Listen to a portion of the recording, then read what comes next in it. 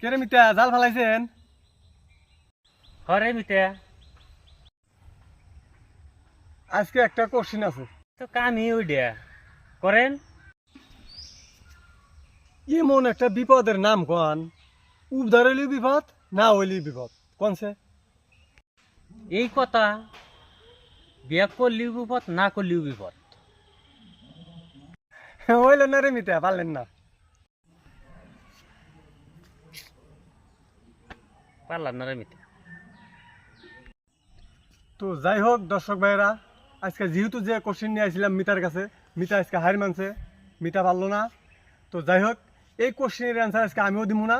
এই কোশ্চিনের অ্যান্সারটা থাকলো আপনাদের কাছে, আপনারা সবাই কমেন্টে জানাবেন।